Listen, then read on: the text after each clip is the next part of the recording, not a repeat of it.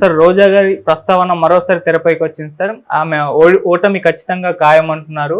So మరి దీంట్లో ఏ విధంగా చూడొచ్చు? ఖచ్చితంగా ఓడిపోతుందా లేదా? మరి ఓడిపోయి తమిళ పాలిటిక్స్‌లోకి వెళ్ళిపోతుందని కూడా వార్తలు వస్తున్నాయి సార్. యాహ్! నేను దాదాపు ఒక 10 సర్వేలు చూసుంటాను. అంటే నగరి నియోజకవర్గానికి చిత్తూరు జిల్లా డీటెయిల్ ఇది. 10 కూడా ఆమె ఓడిపోతుందని చెప్తున్నాయి నియోజకవర్గంలో. అట్లాగే లోకల్గా కూడా అక్కడ యాక్చువల్గా ఉందంటే మాది కూడా నగిరి నియోజకవర్గమే. కాబట్టి నేను అక్కడ కనుక్కున్నాను. ఈవెన్ మా ఊరిలో కూడా ఆమెకి నెగిటివ్గానే పడ్డాయి ఓట్లు. సో దానికి కారణం ఏంటంటే మా ఊర్లో ఒకప్పుడు ప్రధానంగా వైసీపీ వాళ్ళే డామినెంట్గా ఉండేవాళ్ళు, సర్పంచ్తో సహా. కానీ ఈ మధ్యకాలంలో ఆమెకి యాంటీగా 5 మండలాలు ఉన్నాయి నగిరి నియోజకవర్గంలో. 5 మండలాల్లో కూడా ఆమెకు వైసీపీ నుంచే ఆమెకు రెబల్స్గా మారి ఆమెను వ్యతిరేకించి వాళ్ళు ట్రై చేశారు. పాపం ఇమీడియట్గా వాళ్ళు ఏమీ తెలుగుదేశంలోకి వెళ్ళలేదు. ఈమెతో ఉన్న గొడవలు పరిష్కరించమని జగన్ దగ్గరికి వచ్చారు. ఇక్కడ తాడేపల్లిలో వెయిట్ చేశారు. మరి వీళ్ళు జగన్ కూడా ఆమెకు వ్యతిరేకంగా నిర్ణయాలు తీసుకోవడానికి జంకుతున్నట్టుగా కనబడుతుంది. ఎందుకంటే ఈమె అనవసరంగా మామూలుగానే తెలుసు, రోజా నోరు పడేసుకొని అందరినీ తిడుతుంది. రేపొద్దున జగన్ని తిడదనేం గ్యారంటీ లేదు, అటు జంపు చేయదని గ్యారంటీ ఏం లేదు. ఒకప్పుడు తెలుగుదేశంలో ఉండి వైసీపీ వాళ్ళని ఇలాగే తిట్టింది, ఇప్పుడు తెలుగుదేశంలో మళ్ళీ చేరదని కూడా గ్యారంటీ లేదు కదా. అందుకని మనం పోతే ఒక సీటు పోయిందిలే అనుకొని జగన్ ఫిక్స్ అయినట్టుగా ముందే కనబడుతుంది. జగన్కి కూడా తెలియదని నేను అనుకోను.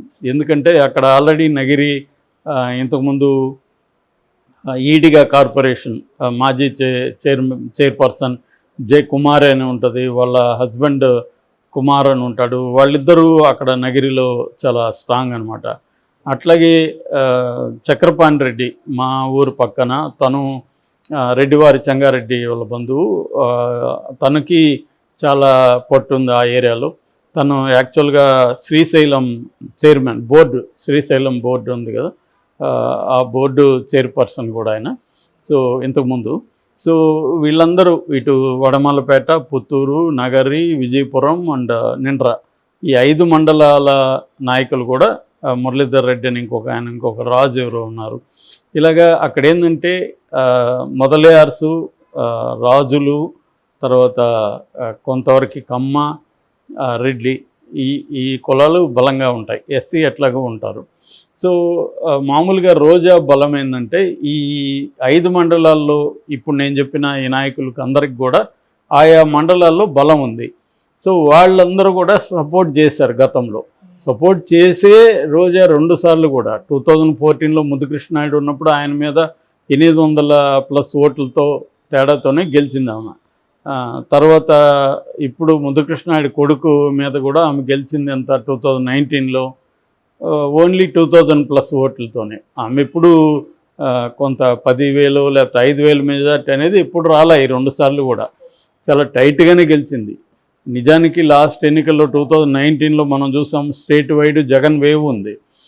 150 వచ్చాయంటే మాటలు కాదు కదా, అంత వేవ్లోనే ఆమె గెలిచింది ఎంత, 2,000తో. అలాంటిది ఆమె ఎంత జాగ్రత్తగా ఉండాలి. నెక్స్ట్ ఫర్దర్గా ఎక్కడెక్కడ మనకు వ్యతిరేకత ఉంది అవన్నీ చూసుకోవడం, ప్రజలకు అందుబాటులో ఉండడం, వాళ్ళ సమస్యల్ని ఎప్పటికప్పుడు పట్టించుకోవడం, ఇవి చేసి ఉండాలి ఆమె. అవి చేయకుండా ఆమె ఇక్కడ కూర్చొని జబర్దస్తులు, ఆ షోలు ఈ షోలు చేసుకుంటూ ఉంటే ఇంకా ప్రజలకు కాలుతుంది కదా. అక్కడ నువ్వు మాకేమో అందుబాటులో లేవు, ఇక్కడేమో జబర్దస్తులో వెకిల్ చేష్టలు చేస్తున్నాం అన్న కోపం అయితే పెరుగుతుంది. అదే ఆమె మంత్రి అయ్యే వరకు కూడా దీన్ని మానలేదు. సో ఇది మేజర్ కారణం.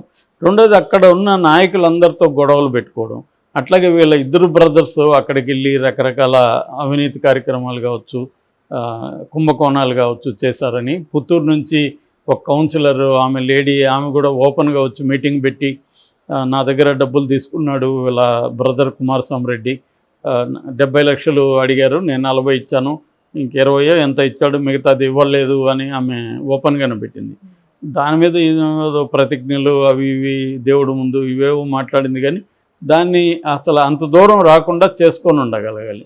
సో అది ఇబ్బంది అయింది. యాక్చువల్గా రోజాకి ఏంటంటే వాళ్ళ హస్బెండ్ సెలవుమని పెద్ద సెట్టు. ఎందుకంటే ఆయన మొదలయ్యారు, అక్కడ మొదలయ్యారు ఓట్లు ఒక 40,000 దాకా ఉంటాయంటారు. వాళ్ళందరూ కూడా తమిళ్ మాట్లాడేవాళ్ళు. అది నగిరెంటనే తమిళ్ బార్డరు. సో ఇతను కూడా చెంగల్పట్టు సంబంధించిన వ్యక్తి. ఈయన కూడా మొదలయ్యారు. సో అందువల్ల ఈ మొదలయ్యారుతో ఆయన ఐడెంటిఫై కావడం, రెండోది ఆయన వాళ్ళకి అందుబాటులో ఉండి ఏదైనా ఇష్యూస్ వచ్చినప్పుడు పరిష్కరించడం ఇవన్నీ చేసేవాడు కాబట్టి ఆ ఓట్లు ఈమెకి సాలిడ్గా పడుతున్నాయి. ఈసారి ఏంటంటే ఈమె రజనీకాంత్ను కూడా ఏదో నోటు దూస్తే ఏదో మాట్లాడడం, దానివల్ల కూడా తమిళలో కూడా కొంత వ్యతిరేకత కొన్ని రావడం ఇవన్నీ కూడా చెప్తున్నారు. అయితే ఈ ఎన్నికల్లో డబ్బులైతే బాగా పంచినారనే చెప్తున్నారు. మా ఊర్లో కనుక్కుంటే రోజా వాళ్ళు 2,000 ఓటుకి ఇచ్చారని చెప్తారు. ఇటుపక్క తెలుగుదేశం వాళ్ళు 1,000 రూపాయలు ఇచ్చారన్నట్టు. అయినా కూడా 1,000 రూపాయలు తీసుకొని అటుపక్కే ఓట్లు వేసిన వాళ్ళు చాలామంది నాకు కనిపించారు. అంటే క్లియర్గా ఏంటంటే 2,000 ఇస్తే కూడా వద్దని 1,000 రూపాయలు ఇస్తే తీసుకొని తెలుగుదేశం వాళ్ళకి వేశారు. దీనికి కారణం ఏమంటే రోజాకి వ్యతిరేకంగా వీళ్ళందరూ మారిపోవడం, లోకల్ లీడర్స్ అంతా. ఇది ప్రధాన కారణం. దీన్ని జగన్ కూడా పరిష్కరించలేక చేతులు ఎత్తేసాడు. రెండో వైపు ఏంటంటే పెద్దిరెడ్డితో కూడా ఈమె గొడవ పడడం అనేది జరిగింది. ఇప్పుడు ఎప్పుడైనా కూడా పెద్దిరెడ్డికి చాలా ఇంపార్టెన్స్ ఇస్తాడు జగన్. పెద్దిరెడ్డి కూడా అదేవిధంగా పెద్దిరెడ్డి కానీ మిథున్ రెడ్డి కానీ జగన్ కోసం మొత్తం రాయలసీమ ఇన్ఛార్జ్ తీసుకొని అన్ని చోట్ల పనిచేయడం ఇవన్నీ చేస్తున్నారు. ఈమె ఆ రకంగా పార్టీకి ఏం పని చేసింది? ఈమె మాట్లాడుతుంది అంతే, నోరేసుకొని మాట్లాడుతుంది తప్ప పార్టీని నిర్మించడంలో, అక్కడ పార్టీని బలోపేతం చేయడంలో ఈమె రోల్ ఏం లేదు కదా. నువ్వు ఉన్న పార్టీని ఈమె వల్లే కదా ఇప్పుడు వాళ్ళందరూ అటు వెళ్ళిపోయారు. ఆ మేరకు జగన్కి నష్టమే కదా. సో ఉన్న వాళ్ళని నువ్వు నిలుపుకోవడానికి పంపించేసి నువ్వు పార్టీని ఏం బలోపేతం చేయకుండా నీకెందుకు ఇంపార్టెన్స్ ఇస్తాడు జగన్?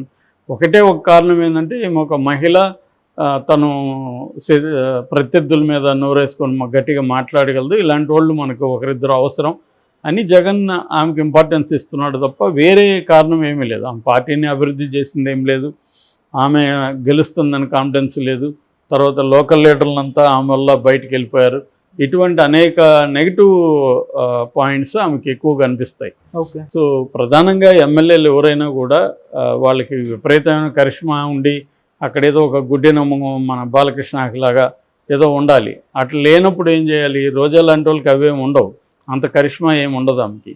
సో అలాంటప్పుడు ఏం చేయాలంటే ప్రజలకు అందుబాటులో ఉండడం, అట్లాగే స్థానిక లీడర్లతో మంచిగా ఉండడం, వాళ్ళతో గొడవలు పడకుండా ఉండడం, వాళ్ళని మేనేజ్ చేసుకుంటూ ఉండడం ఇది అవసరం. అట్లాగే ఆ జిల్లాలో స్ట్రాంగ్ లీడర్ ఎవరో వాళ్ళని ఎనిమి చేసుకోకుండా ఉండాలి.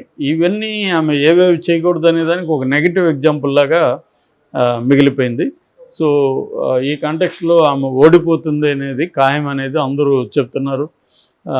మరి ఇది మనకి ఎట్లాగూ రేపు ఈవినింగ్కి కొంత ఎగ్జిట్ పోల్స్ వస్తాయి కాబట్టి దాంట్లో కూడా కొన్ని ఇక్కడ లోకల్గా చేసే సర్వేలు డీటెయిల్గా నియోజకవర్గం కూడా ఇస్తారు కాబట్టి రేపు ఈవినింగ్కి మనకి ఇంకా కూడా క్లారిటీ వస్తుంది. కానీ ఇప్పటివరకు నేను చూసిన సర్వేలన్నీ కూడా ఆమె ఓడిపోతుందని చెప్తున్నారు. 1-2 మాత్రం చాలా నిన్న నాగన్న సర్వే ఫర్ ఎగ్జాంపుల్ అక్కడ కీన్ చాలా టఫ్గా ఉంటుంది అనేది చెప్పారు.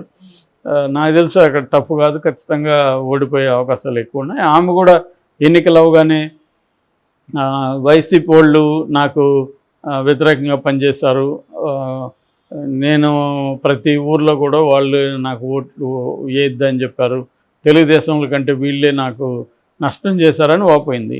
అవును చేశారు, ఎందుకు చేశారు? నీ తప్పుల వల్ల కదా చేశారు, అది ఆలోచించాలి కదా. ఎప్పుడైనా సెల్ఫ్ క్రిటిసిజం అనేది చాలా ఇంపార్టెంట్ వ్యక్తికి. లేకపోతే కనీసం వేరే వాళ్ళు చెప్పినప్పుడైనా వినాలి. ఈ రెండు లేనప్పుడు ఏమవుతుందంటే మనకి ఎదురు లేదనుకుంటా వెళ్తారు, డబ్బులు పెడితే పని అవుతుంది అనుకుంటా. డబ్బులు పెడితే కూడా చాలాసార్లు పని అవ్వవు. ఇప్పుడు ఆమె 2,000 ఇచ్చినా కూడా ఎవరు ఆమెకు ఓట్లు వేయలేదు కదా. 2,000 మాకు వద్దు, 1,000 రూపాయలు జాలని తీసుకొని వేసాన్న వాళ్ళు నేనే చూశాను. అంటే క్లియర్గా ఏంటంటే ప్రతిసారి డబ్బులతోనే పనులు కావు. ఒక్కోసారి రెండో వైపులు కూడా డబ్బులు తీసుకొని ఇష్టం వచ్చిన వాళ్ళకి వేసే పద్ధతి బాగా పెరిగింది. జనాలకు కూడా తెలివి మీరారు. సరే వద్దంటే వీళ్ళకి ఎక్కడ ఎనిమి అవుతామని 2 తీసుకొని వాళ్ళకి ఇష్టం వచ్చిన వేసే పరిస్థితి ఉంది. ఈమె అది కూడా లేదు, ఓపెన్గానే ఈమె రిజెక్ట్ చేశారు డబ్బులు ఇస్తే.